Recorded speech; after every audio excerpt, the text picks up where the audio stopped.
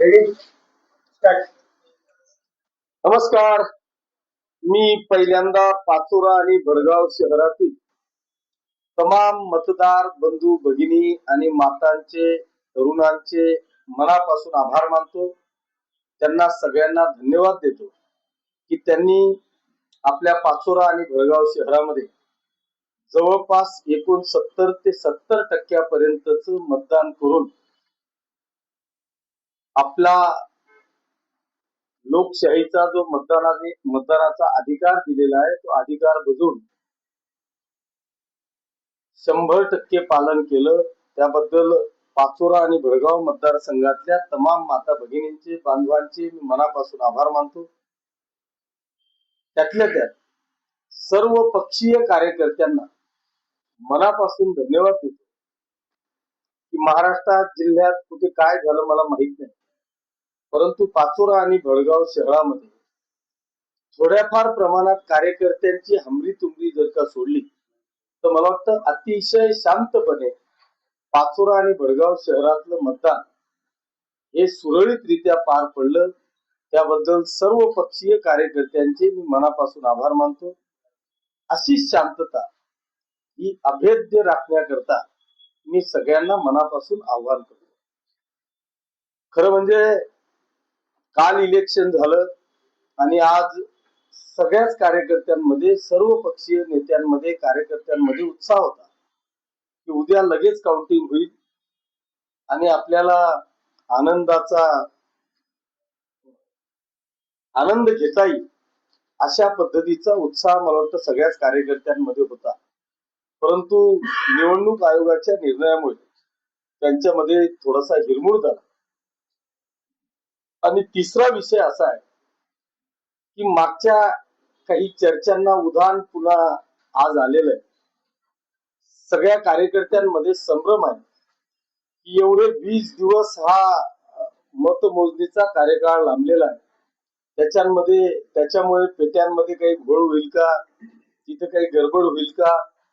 पण मी आपल्या माध्यमातून सर्व हितचिंतकांना किंवा पाचोरा आणि भडगाव शहरवासियांना या निमित्तानं आव्हान वजा विनंती करतो की अशा प्रकारे कुठल्याही मतपेटीमध्ये अशी काहीही घटना घडणार नाही याची 100% खात्री मी या निमित्तानं आपल्याला देतो.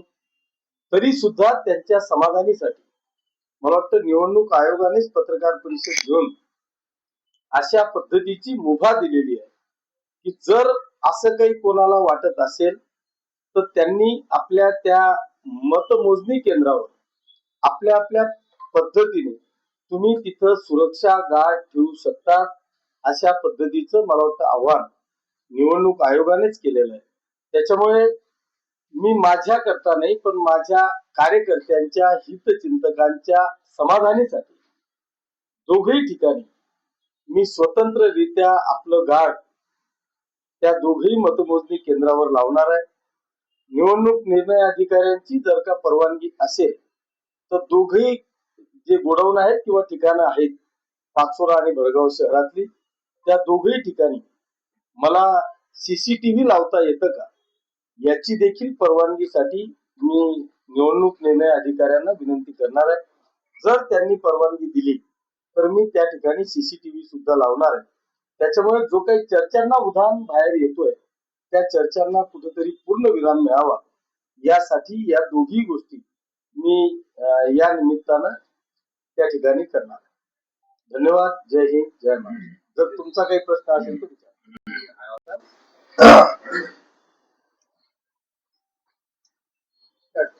मी आता दुपारी 1 वाजता नगराध्यक्ष आणि सगळ्या नगराध्यक्ष पदाच्या नगरसेवक पदाच्या उमेदवारांची सामूहिकरित्या मीटिंग घेऊन प्रत्येक प्रभागामध्ये त्या नगरसेवकांची काय स्थिती आहे ही त्यांना विचारली.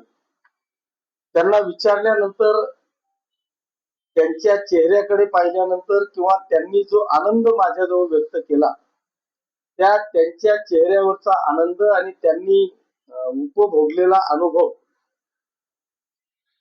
त्यानुसार असं वाटतंय की या पाचोरा शहरात आज एक नगराध्यक्ष आणि 26 नगरसेवक पदाच्या ज्या उमेदवारांची निवडणूक झालेली आहे, तर मला वाटतं पाचोरा शहरात आतापर्यंतच्या इतिहासात एवढे नगरसेवक निवडून आले नाहीत. अशा पद्धतीचा एक ऐतिहासिक निकाल हा येत्या 21 तारखेला लागेल.